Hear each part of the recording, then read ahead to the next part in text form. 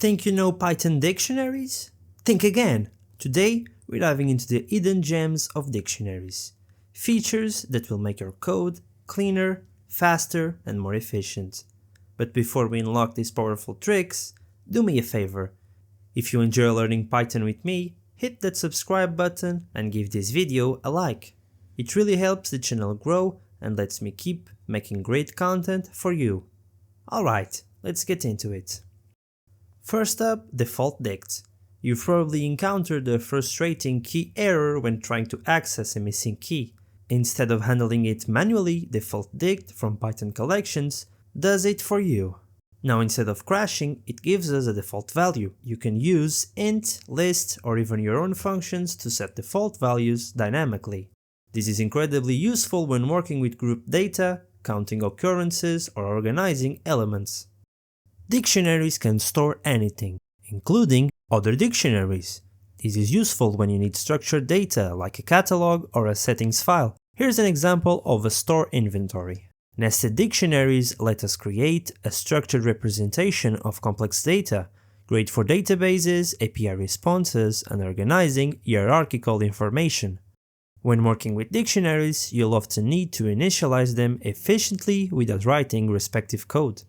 That's where dict from keys and setdefault come in, making your dictionary operations cleaner and more efficient. Let's start with dict from keys. Imagine you're managing an inventory system where different product categories like fruits, vegetables, and dairy need to be set up with an initial stock of 0. Instead of manually creating a dictionary and assigning each key a default value, you can use dict from keys to do it in just one line.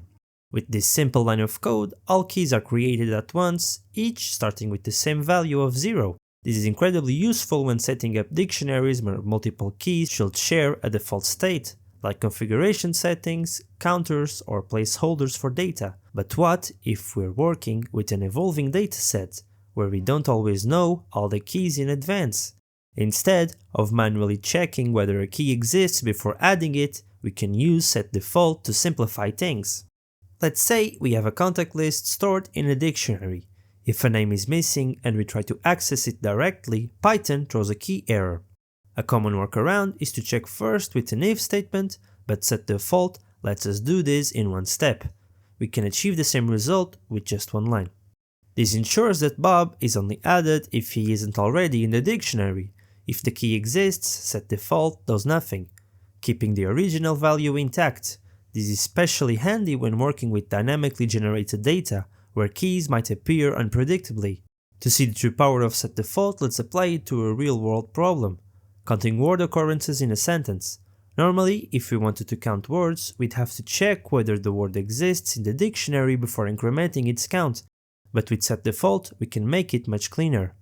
With setdefault, each word is automatically initialized to 0 the first time it appears, so we can increment its count without worrying about missing keys.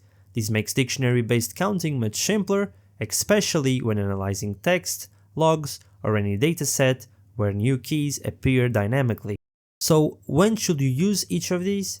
Dict from keys is perfect when you need to initialize multiple keys at once with the same default value, while setdefault shines when you want to ensure a key exists before updating it, saving you from unnecessary conditionals. Finally, let's talk about dictionary comprehensions, one of the most efficient ways to create dictionaries dynamically. If you've seen my short-on list comprehensions, this works the same way, just with key-value pairs. Rather than manually looping and adding entries one by one, we can generate structured data in a single readable line.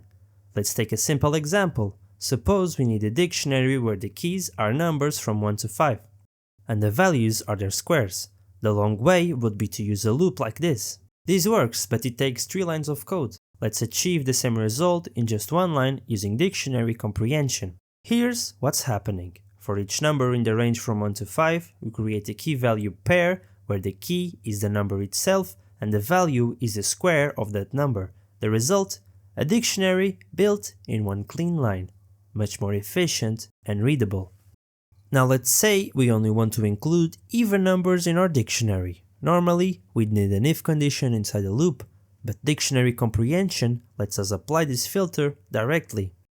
That last part ensures that only even numbers get included in our dictionary.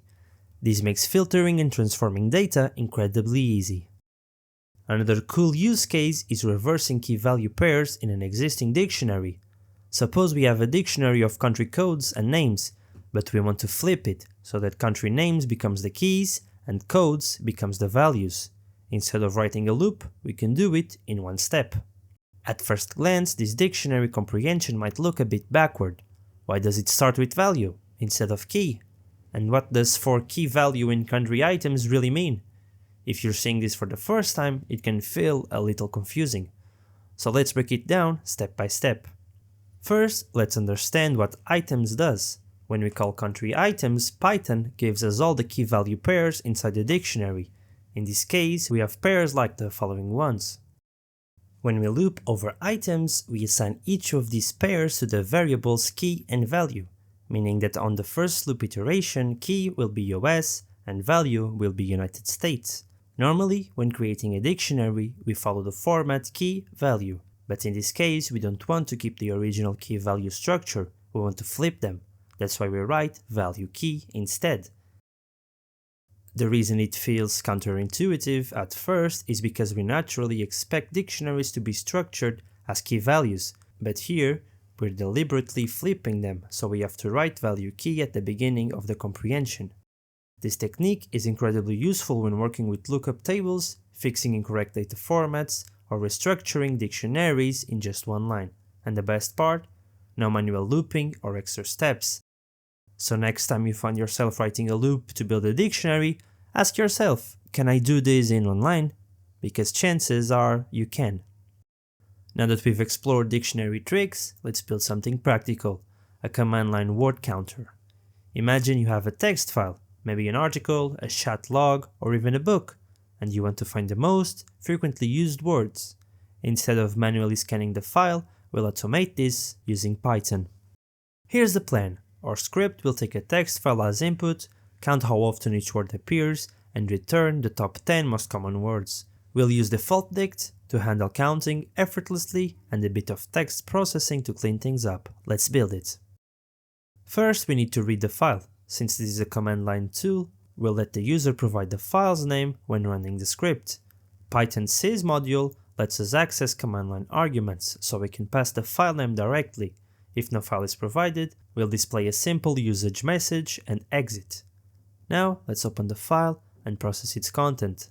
We'll read it line by line, convert everything to lowercase to keep it consistent, and use a regular expression to extract only words, ignoring punctuation.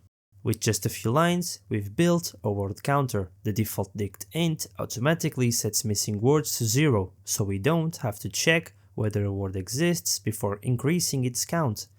Every word encountered in the file gets counted efficiently. At this point, we have a dictionary filled with word frequencies, but we need to sort them and extract only the 10 most common words. Python's sorted function helps us do just that.